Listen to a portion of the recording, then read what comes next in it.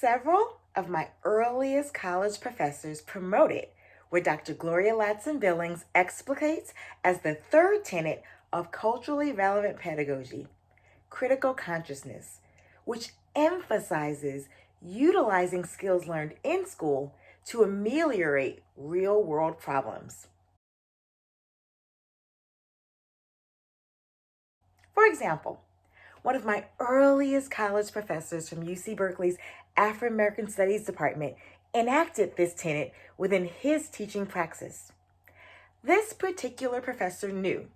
that many of us had emerged from backgrounds where we had long assumed the roles of problem solver, innovators, and leaders in varied aspects of our home lives and extracurricular activities. Rather than infantilize us as we lamented the unique struggles that we navigated at Cal, this professor challenged us to assume the role of innovators, problem solvers, and student leaders at our new university by providing the option for us to complete an alternate final examination. We could either opt to complete the traditional written in-class final examination at the end of the semester, or we could opt to work throughout the semester to create an original student organization that addressed an unmet need for Black students on campus. 3 classmates and I collaborated to become founders of a new campus organization that aligned with our long-term career objectives. In taking this option, we were tasked with documenting our rationale for creating this new student organization and demonstrating how it would meet the needs of Black UC Berkeley students, developing a constitution and bylaws for our new student organization,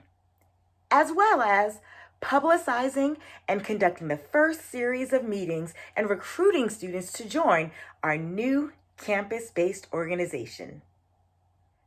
That assignment leveraged my agency and pre-college experience with community mapping and organizational leadership to address my own unmet needs as an African American first-generation college student at UC Berkeley. My Afro professor's instructional choices of providing that assignment option also empowered me as a college freshman to employ and nurture my leadership experience,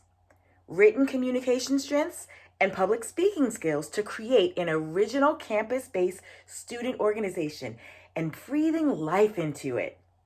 As I reflect, there are at least 3 ways that I benefited from my Afro professor's instructional choice to leverage and reward my talents, strengths, and experiences in this way.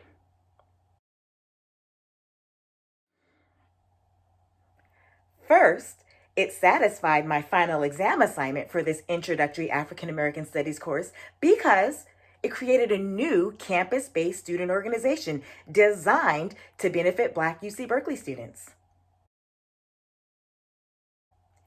Next, it provided me with a small network of like-minded peers who had similar career objectives to my own.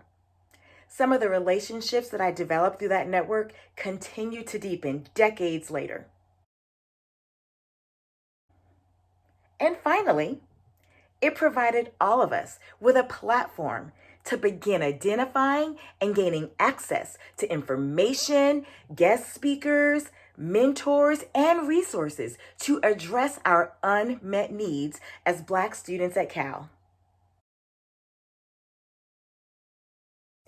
As I reflect on several of my earliest college professors' instructional choices,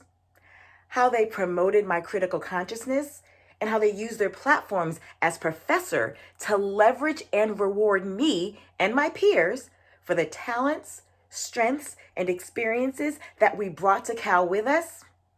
I can honestly say they influenced my overall civic engagement, from on-campus efforts such as the system-wide organization from Black students and our allies to pressure the University of California to divest from South Africa, where apartheid was rampant, to community-based efforts, such as weekly precinct walking every Saturday to knock on doors and talk with residents of the city of Berkeley to help get one of our young Black professors elected to the Berkeley School Board. In this way, several of my earliest college professors effectively leveraged and rewarded me for some of the strengths, talents, and experiences that I brought with me into the classroom space. These instructional choices served to empower me in significant ways and led to my construction of a springboard that would support my future success. Decades later, in my own capacity as a college professor, these instructional choices of some of my earliest college professors inspire me to enact a praxis that promotes the critical conscience of the students that I serve. They also remind me to construct ways to reward and leverage the strengths, talents, and experiences of every student who enrolls in the courses that I teach.